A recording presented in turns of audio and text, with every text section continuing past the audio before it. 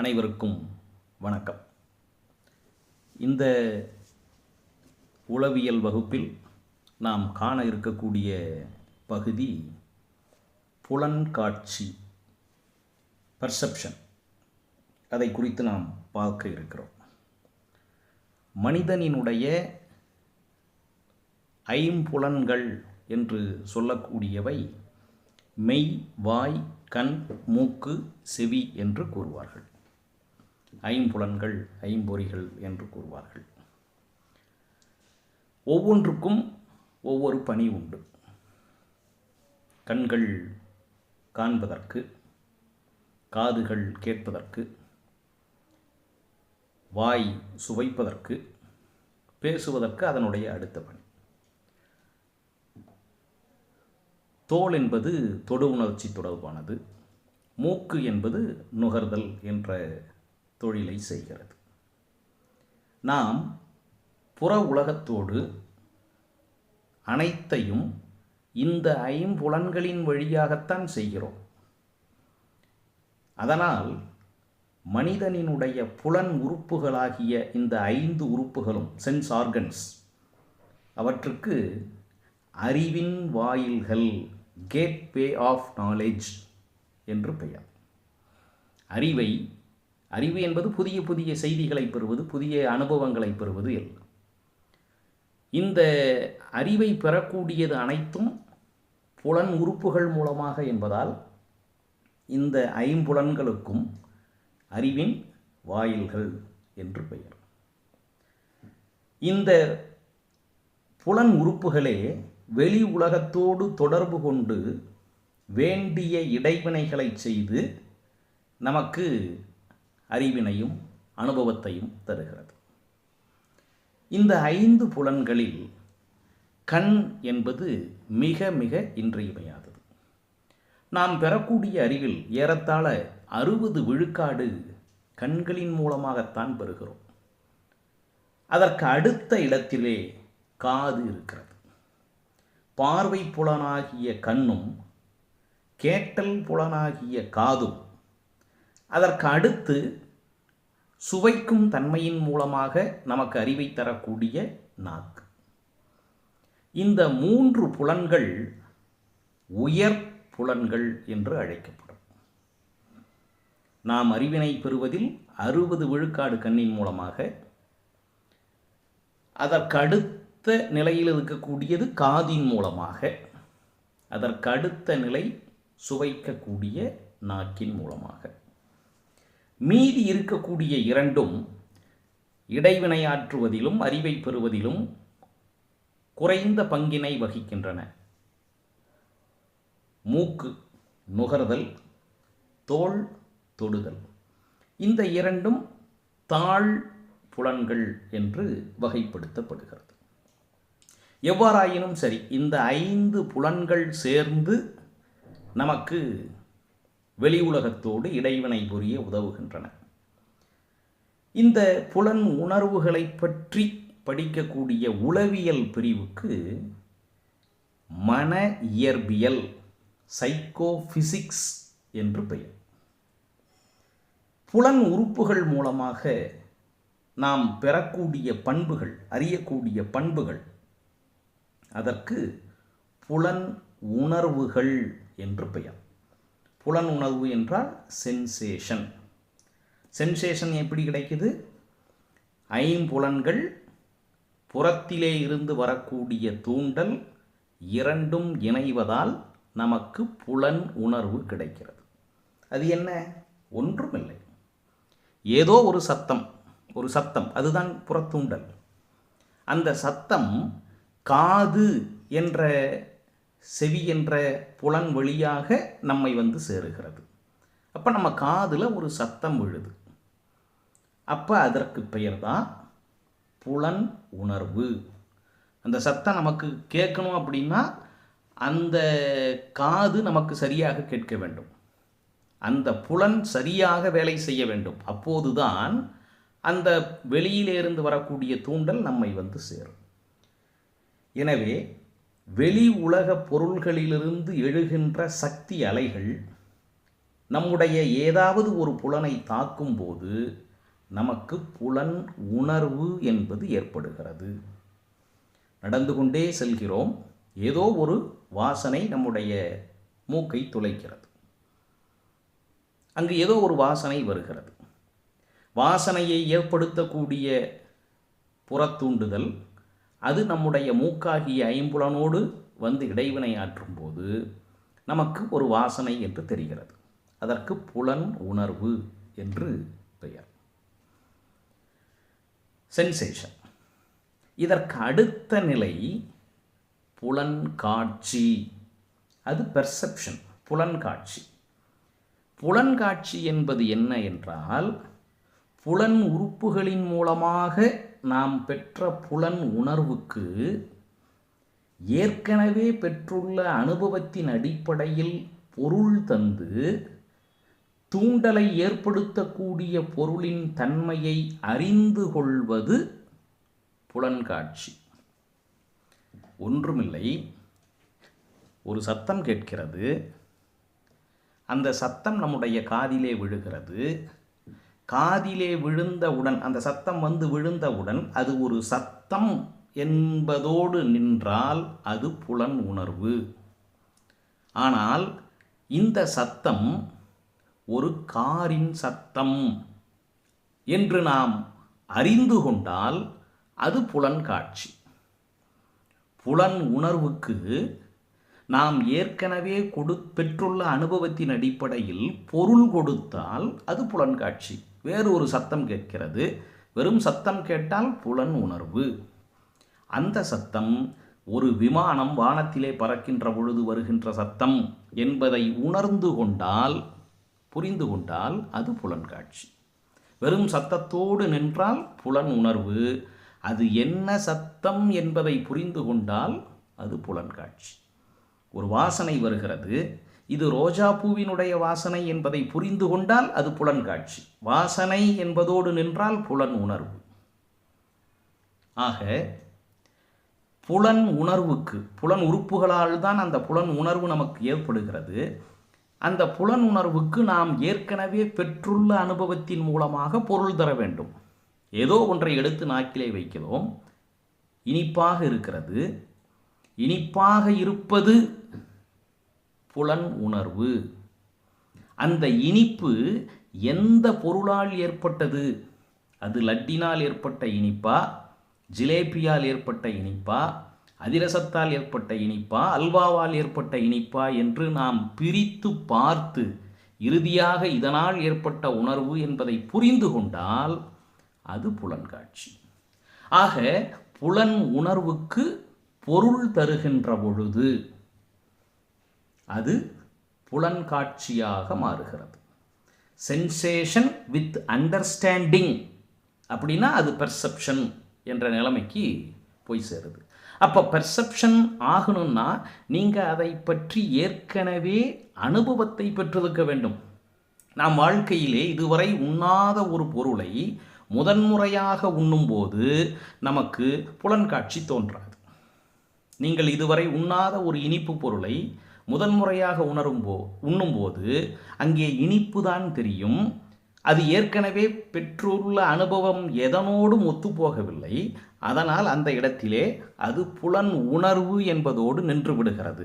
ஆனால் அதே இனிப்பை நீங்கள் மீண்டும் உண்ணும்போது ஏற்கனவே பெற்றுள்ள அனுபவத்தின் அடிப்படையில் இது நாம் அன்றைக்கு உண்ட அந்த இனிப்பு, அதனுடைய பெயர் இது என்று நாம் புரிந்து கொள்கிறோம். ஆக புலன் உணர்வு பொருள் புரிவதோடு சேர்ந்த பிறகுதான் அது புலன்காட்சியாக மாறுகிறது. இந்த புலன்காட்சி மனதினுடைய ஒரு செயலாகும். புலன் உணர்ச்சிகளை, தூண்டலை உண்டாக்கிய பொருளை, இதை அனைத்தும் ஒன்றாக சேர்த்து நம்முடைய மனம் ஒரு தெளிவுக்கு வந்து நிற்கிறதே, அதுதான் புலன்காட்சி என்று நாம் கூறுகிறோம்.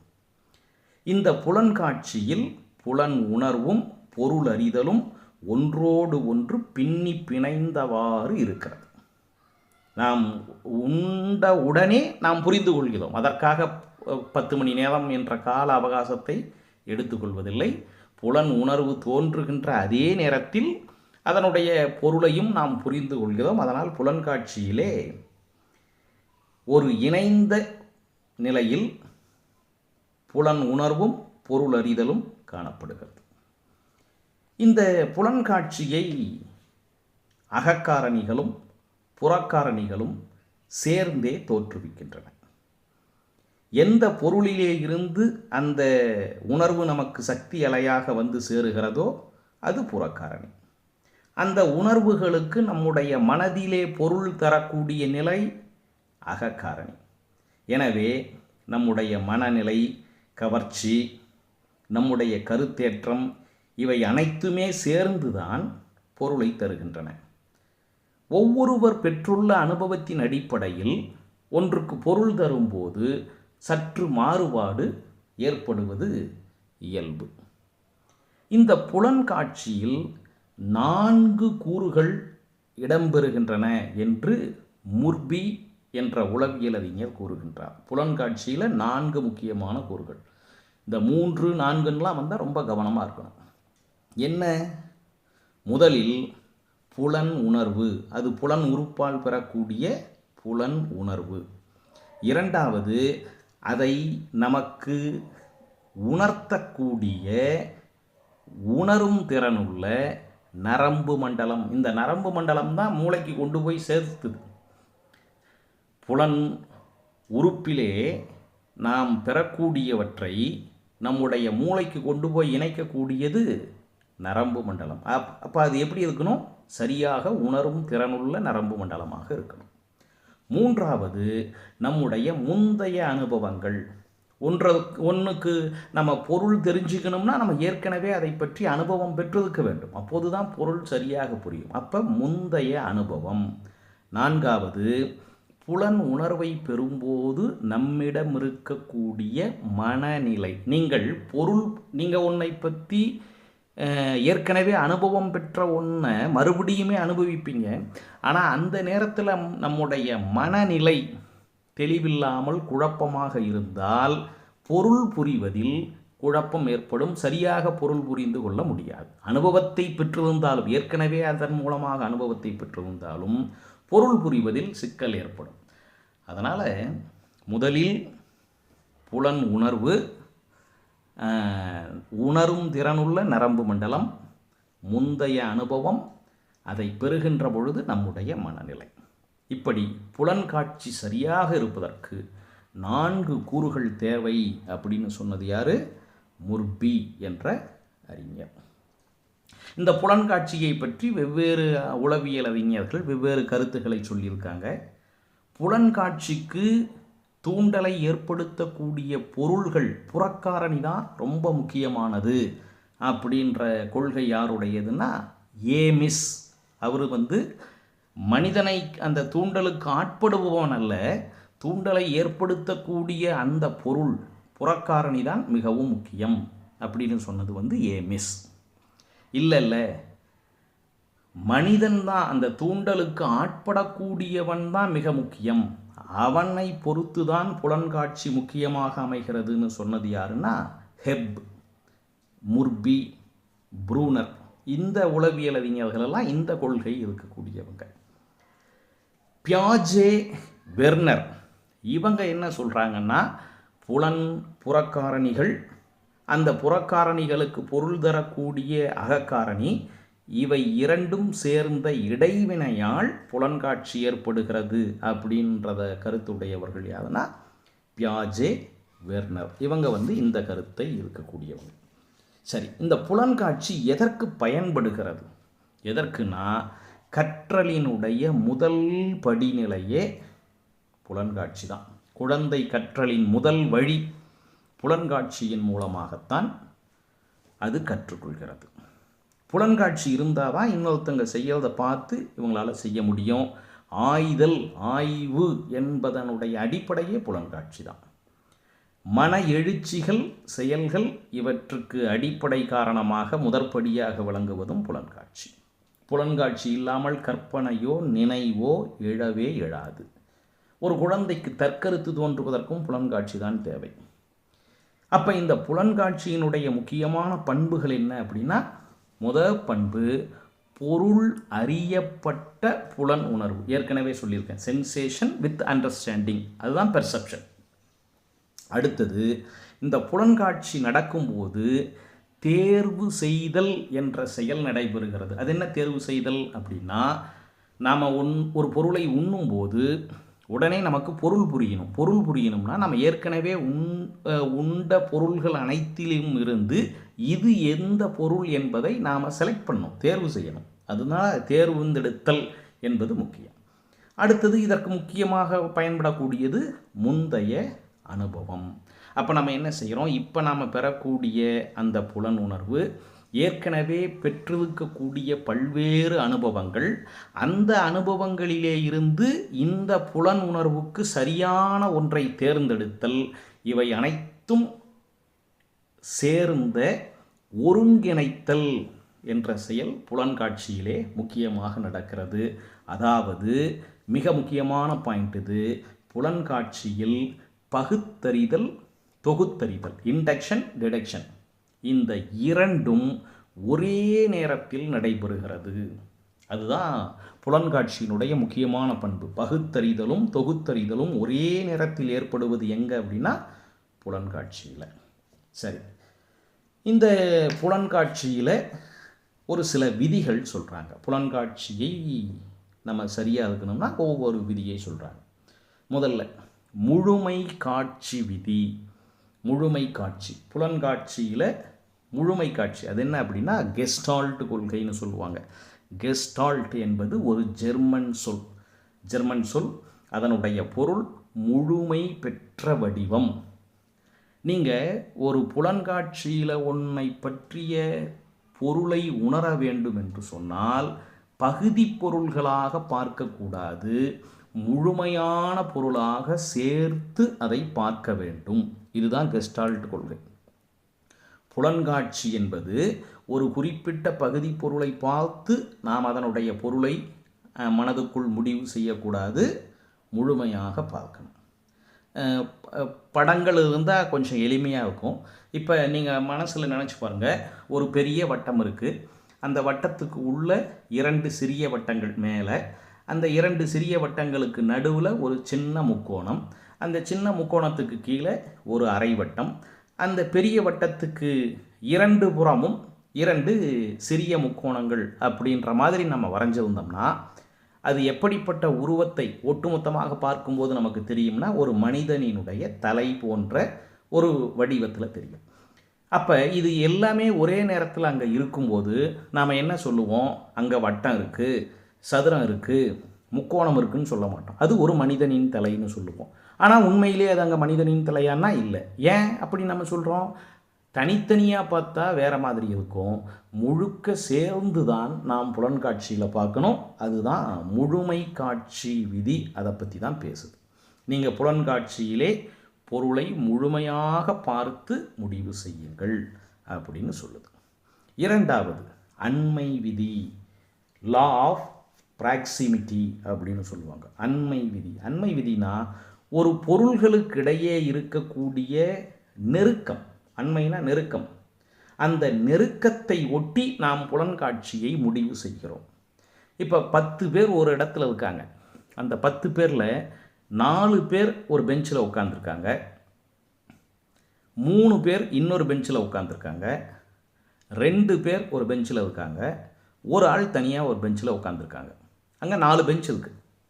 ஒன்றில் 4 பேர், ஒன்றில் 3 பேர், ஒன்றில் 2, ஒன்றில் 1.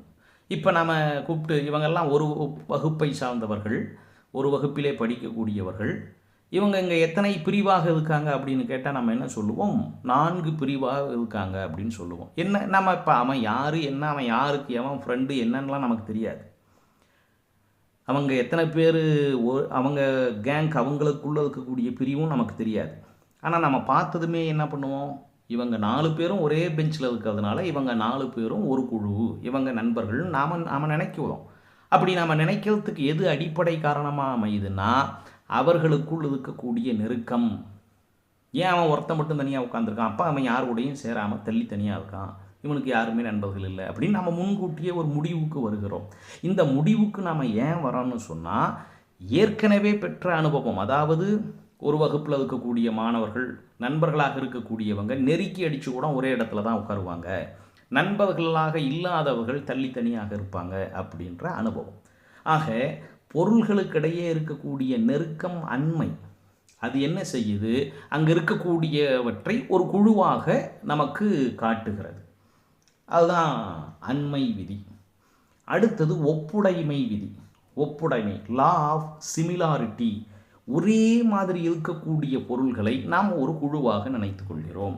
ஒரே கலரில் சட்டை இப்போ ஒரு பெரிய கூட்டம் இருக்குது, அந்த கூட்டத்தில் 10 பேர் ஒரே கலரில் சட்டை போட்டிருந்தாங்கன்னா நம்ம என்ன முடிவு பண்ணிடுறோம், இவங்க 10 பேரும் ஒரு கேங் அப்படின்னு ஒரு முடிவுக்கு நாம் வந்துடுறோம். அந்த இடத்துல எது அதை தீர்மானிக்குது, அங்கே இருக்கக்கூடிய உருவ ஒற்றுமை அல்லது உடை ஒற்றுமை, ஏதோ ஒரு ஒற்றுமை அந்த குழுவிலே, அந்த 10 பேரை, 100 பேர் இருக்கக்கூடிய குழுவில் 10 பேர் மட்டும் ஒரே மாதிரி யூனிஃபார்ம் போட்டிருந்தாங்கன்னா அந்த 10 பேர் பரவலாக பிரிந்து அங்கங்கே இருந்தாலும் அந்த 10 பேரும் ஒரே குழுவை சேர்ந்தவர்கள் என்று நாம் முடிவுக்கு வருகிறோம். அதற்கு அடிப்படை காரணமாக இருப்பது உருவ ஒற்றுமை.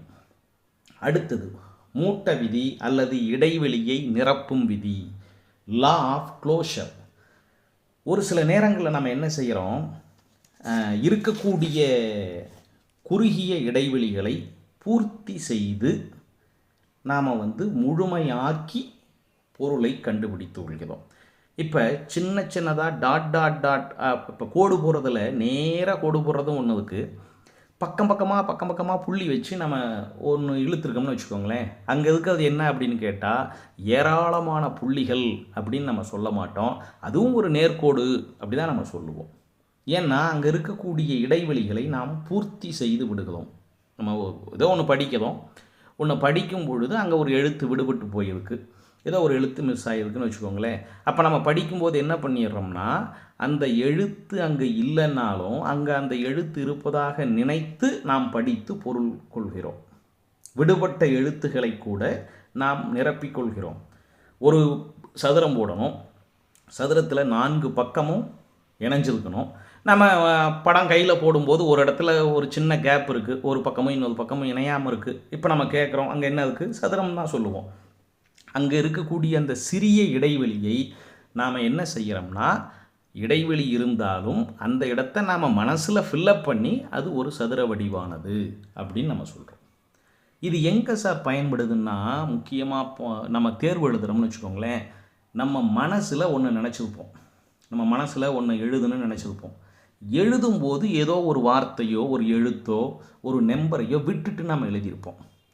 திரும்ப நாம்ளே அதை பார்த்தோம்னா அந்த தவறு நமக்கு தெரியாது, நாம் எழுதியதில் இருக்கக்கூடிய தவறு நமக்கு தெரியாது. அப்படி தெரியாமல் இருக்கிறதுக்கு காரணம் என்னென்னா இந்த புலன்காட்சி தான். நம்ம மனசில் சரியாக ஒன்று நினச்சிருப்போம், 954ன்னு எழுதணும்னு வச்சுக்கோங்களேன்.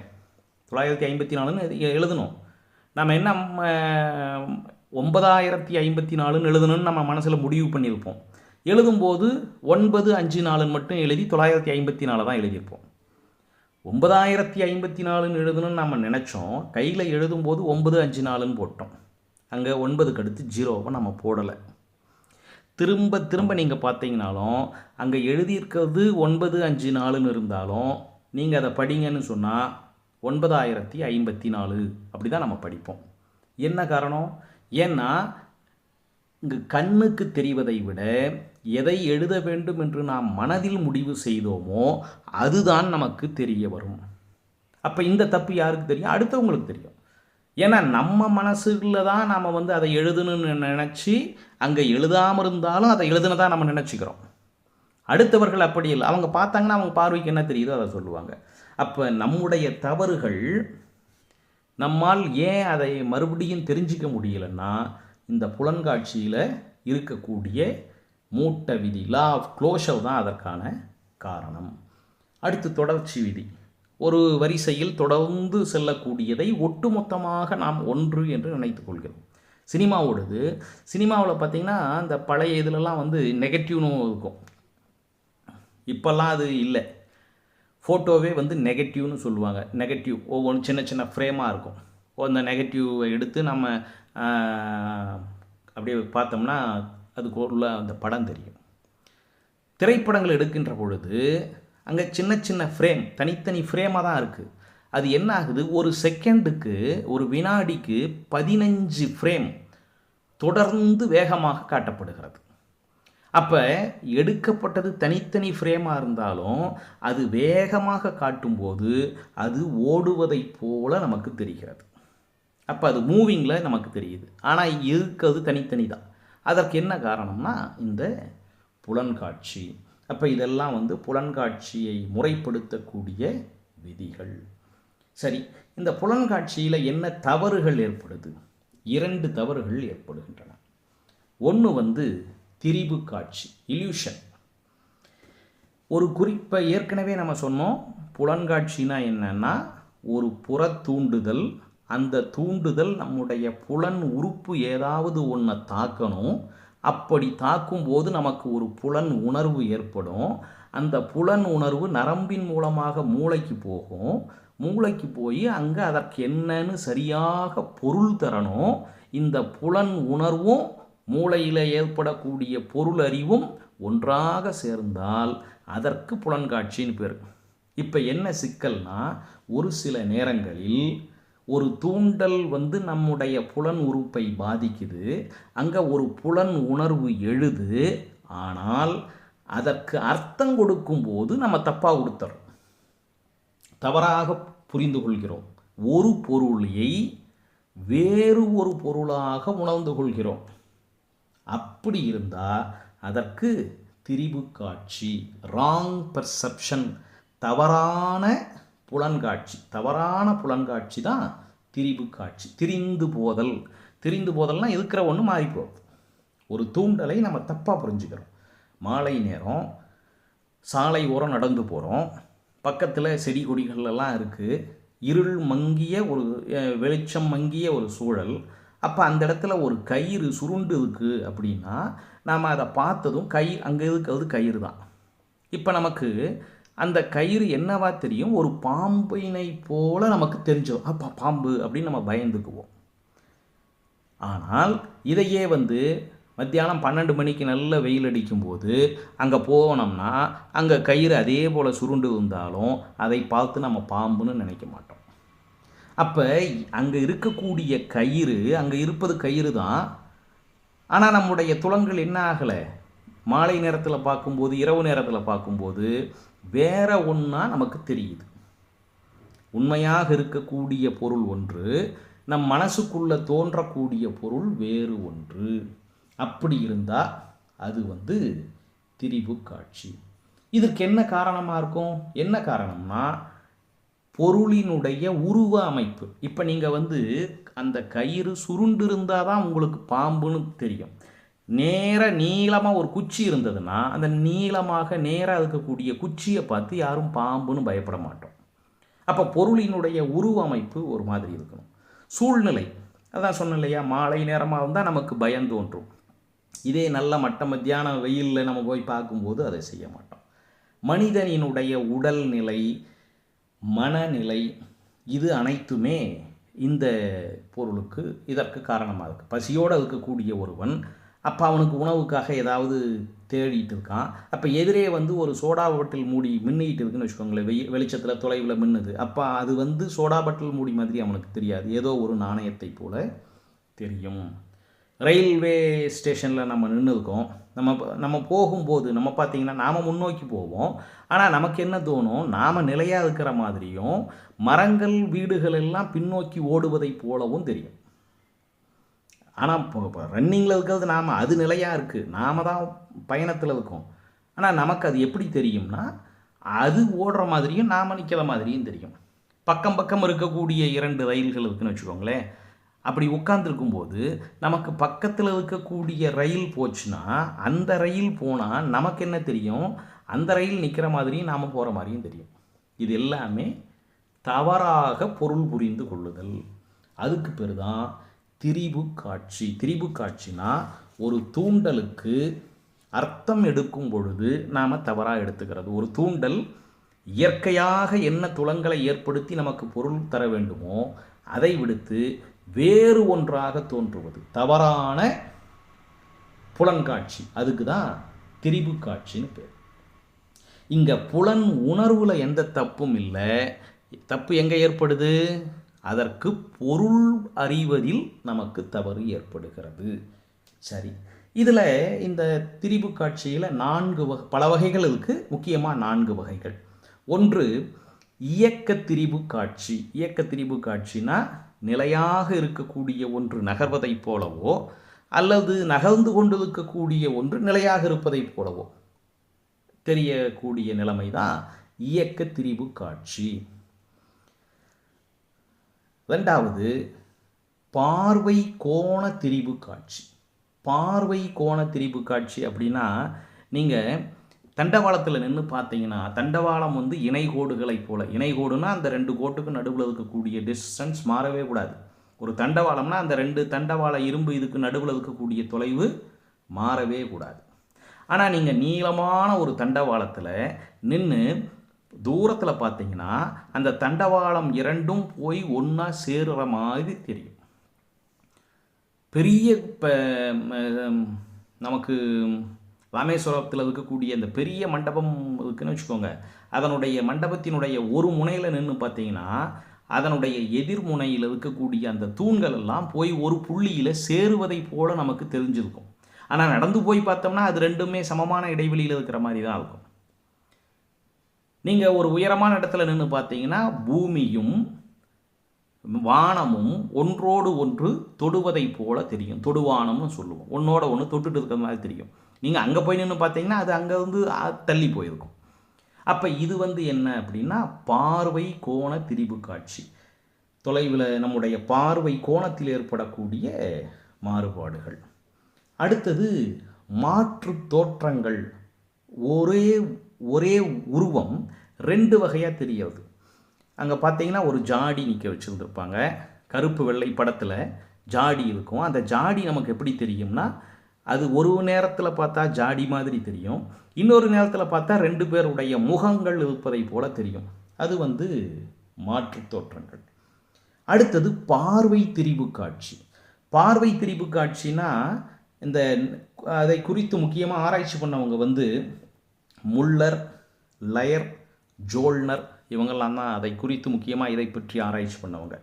பார்வை திரிபு காட்சி 2 கோடுகள், சம நீளமுள்ள 2 கோடுகள், ஒன்று படுக்கை வசமாகவும் ஒன்று செங்குத்தாகவும் இருந்தால் செங்குத்தாக இருக்கிறது அதிக நீளமாக இருக்கிற மாதிரி தெரியும். 2 பக்கம் அம்புக்குறி போடும்போது அம்புக்குறி உள்நோக்கி இருந்தால் சின்னதாகவும் அம்புக்குறி வெளிநோக்கி இருந்தால் பெருசாகவும் தெரியும். சமமான நீளம் உள்ள 2 கோடுகள்லையே இந்த மாதிரி இருக்கிறதுக்கு பேர் பார்வை திரிபு காட்சி. இதில் முக்கியமாக ஆராய்ச்சி பண்ணவங்க முல்லர், லயர், ஜோல்னர். இதெல்லாம் திரிபு காட்சி பார்க்கறதுல மட்டும் இல்லை, ஒருத்தர் பேசுறத வேற ஒருத்தர் பேசுறதா நம்ம நினச்சிக்கிட்டோம்னா அது கேட்டல் திரிபு காட்சி அப்படின்னும் பேர். ஆக திரிபு காட்சி என்பது அங்கே இருக்கக்கூடிய ஒரு தூண்டல், அந்த தூண்டலை நாம் தவறாக பொருள் கொள்வது. புலன்காட்சியில் ஏற்படக்கூடிய இன்னொன்று என்ன அப்படின்னா, இன்னொரு தவறு என்னன்னா இல்பொருள் காட்சி, ஹாலுசினேஷன். இல்பொருள் காட்சி என்ன சொல்லுது? எந்த தூண்டலுமே அங்கே இருக்காது, ஆனால் அங்கே ஒரு தூண்டல் இருக்கிறதா நம்ம பொருள் எடுத்துக்குவோம். சரிங்களா? பொய்யான புலன்காட்சி, அதுக்கு தான் இல்பொருள் காட்சி, ஃபால்ஸ் பெர்செப்ஷன். நீங்கள் 2க்கும் இருக்கக்கூடிய வேறுபாடு புரிஞ்சுக்கணும். அது ராங் பெர்செப்ஷன் திரிபு காட்சி, இல்யூஷன். இது பொய்யான புலன்காட்சி, ஃபால்ஸ் பெர்செப்ஷன். அது ஹாலுசினேஷன். அங்கே உண்மையாக ஒன்று இருக்கிற ஒன்றை வேற ஒன்றா நினச்சிக்கிறோம். ஆனால் இங்கே எதுவுமே இல்லை. புலன் அங்கே புறக்காரணியே எதுவும் இல்லை. எதுவும் இல்லாமல் அங்கே ஒன்று இருக்கிறதா நம்ம நினச்சிக்கிறோம்னு வச்சுக்கோங்க. அது இல்பொருள் காட்சி. நல்ல வெயில் நேரத்தில் பார்த்தீங்கன்னா சாலையில் போகும்போது தொலைவிலே தண்ணீர் இருப்பதை போல தெரியும். பாலைவனங்கள்லாம் இந்த மாதிரி சிக்கல் உண்டு. அந்த சூரிய வெளிச்சம் படக்கூடிய இடத்துல தண்ணி ஓடிட்டு இருக்கிற மாதிரி தெரியும். காணல் நீர் அப்படின்னு அதை சொல்லுவாங்க, காணல் நீர். அப்போ அந்த காணல் நீர் அங்கே எதுவுமே இல்லை, ஆனால் அங்கே இருக்கிறதா தெரியுது. அப்போ எதுவுமே இல்லாதது இருக்கிற ஒன்று வேற ஒன்று தெரிஞ்சால் திரிபு காட்சி. எதுவுமே இல்லாமல் இருக்கிற மாதிரி தெரிஞ்சால் அது இல்பொருள் காட்சி. இந்த பேய் பூதம் பிசாசுன்னெலாம் சொல்கிறோம் இல்லையா, இது எல்லாமே இல்பொருள் காட்சி. இல்லை சார் நாங்கள் அதை நேர்லேயே பார்த்துருக்கோம் அப்படின்னா அது நான் இதுக்குள்ளே நுழைய விரும்பலை. நீங்கள் அதை வந்து கண்ணாடியில் பார்த்தீங்களா இல்லை வேறு எங்கேயாவது பக்கத்தில் பார்த்தீங்களா அப்படின்றதெல்லாம் எனக்கு தெரியாது. பட்டு உளவியல் அடிப்படையில் என்ன சொல்லுதுன்னா, பேய்கள் அதெல்லாம் வந்து இல்பொருள் காட்சி தான் அப்படின்னு சொல்லுது. புலன் உணர்ச்சி இல்லாமலே நம்முடைய பொருள் மட்டும் கொடுத்துட்டோம்னா அது வந்து இல்பொருள் காட்சி. அங்கே வந்து வெளித்தூண்டுதலே இருக்காது. அப்போ இதற்கு என்ன காரணம்னா, அவனுடைய மனதிலே இருக்கக்கூடிய அச்சம், போராட்டம், ஆர்வம் யாருமே இல்லாமல் இருந்தால் இல்லாத இடத்துல ஒரு பொருள் இருக்கிற மாதிரி தெரியும். ராமாயணத்தில் சொல்லுவாங்க, அவன் ராவணன் நின்றுட்டு அவன் மனம் முழுக்க சீதையின் மீது இருக்கும்போது அவன் அங்கே நின்றுட்டு இருப்பான், அங்கே சீதை இருக்கிற மாதிரி அவனுக்கு தெரியும். அப்போ சூர்பனகை அங்கே வருவா, சூர்பனகை மனம் முழுக்க ராமன் இருப்பான். அப்போ வந்து ராவணன் வந்து சூர்பனகை கிட்ட சொல்லுவான், சீதை அங்கே நிற்கதால் தானே அப்படின்ட்டு. அப்போ சூர்பனகை சொல்லுவா, இல்லை அங்கே நிற்கிறது சீதை இல்லை ராமன்ட்டு. ஏன், அவன் மனசில் என்ன எண்ணம் இருக்கோ அது அங்கே தெரிகிற மாதிரி. அப்போ இல்பொருள் காட்சி அது. அப்போ இந்த இல்பொருள் காட்சிக்கு காரணம் அந்த தூண்டலே இல்லாமல் இருக்கக்கூடிய அவனுடைய மனதிலே இருக்கக்கூடிய குழப்பம், போராட்டம், ஆர்வம், அச்சம் இவை அனைத்தும் அங்கே ஏற்படுகிறது. இந்த இல்பொருள் காட்சி மனக்கோளாறு, போதைப் பொருள் பழக்கம். இந்த போதைப் பொருள் பழக்கத்தில் இருக்கிறவன் அவன் சொர்க்கத்தில் மிதக்கிற மாதிரி இருப்பான். சொர்க்கமே ஒன்றும் இல்லை, ஆனால் இதை போட்டுட்டோம்னா அவன் சொர்க்கத்தில் அங்கேயும் இங்கேயும் போகிற மாதிரி அவனுக்கு அது தோன்றக்கூடியது. இது வந்து இல்பொருள் காட்சி, அதனால் ஏற்படக்கூடியது. ஆக இந்த புலன்காட்சிகள் என்ற பகுதியில் நாம் புலன் உணர்வுனா என்ன, புலன் காட்சினா என்ன அது தெரியணும். அடுத்தது இந்த புலன் உணர்வினுடைய ஒரு சில பண்புகள், புலன்காட்சியை முறைப்படுத்தும் விதிகள், புலன்காட்சியிலே ஏற்படக்கூடிய தவறுகள், இவை அனைத்தையும் பார்த்தோம். இந்த புலன்காட்சி என்பது கற்றலுக்கு மிக அடிப்படை. காட்சி பொருளிலிருந்து கருத்து பொருள் அப்படின்னு ஒன்று இருக்குங்க. ஒன்றை குழந்தைகளுக்கு அறிமுகப்படுத்தும் போது முதல்ல நேரடியாக பொருளை காண்பிச்சுட்டு இருக்கக்கூடியதை கண்ணில் காண்பிச்சுட்டு அதன் பிறகு நீங்கள் கற்பனையில் இருக்கக்கூடியதை நடத்தணும். கான்க்ரீட் டு அப்ஸ்ட்ராக்ட் அப்படின்னு சொல்லுவாங்க. இந்த முறையை முக்கியமாக பயன்படுத்த வேண்டும் அப்படின்னு சொன்னது யாருன்னா ஸ்பென்சர் என்ற உளவியல் அறிஞர் தான் இதை சொல்கிறார். காட்சி பொருளிலே இருந்து கருத்து பொருளுக்கு போகணும். இது வந்து கான்க்ரீட் டு அப்ஸ்ட்ராக்ட் இதை சொன்னது ஸ்பென்சர். குழந்தைகளுக்கு புலன் அறிவை, அவர்களுடைய புலன் காட்சியை சரியாக வளர்ப்பதற்கு 6 முக்கியமான முறைகளை சொன்னவர் வந்து ஃப்ளெமிங். இதை போன்ற தகவல்கள் கூடுதலாக நீங்கள் பாடநூலிலே உங்களுடைய சிலபஸ் படி படித்தீங்கன்னா நமக்கு இன்னும் கூடுதலாக தெரியும். நம்மை சுற்றியுள்ள பொருள்களை நாம் உணர்ந்து கொள்வதற்கான அமைப்பு செயல்முறைதான் புலன்காட்சி என்பது நமக்கு புரிய வேண்டும். அடுத்த வகுப்பில் வேறொரு தலைப்பில் சந்திப்போம். நன்றி, வணக்கம்.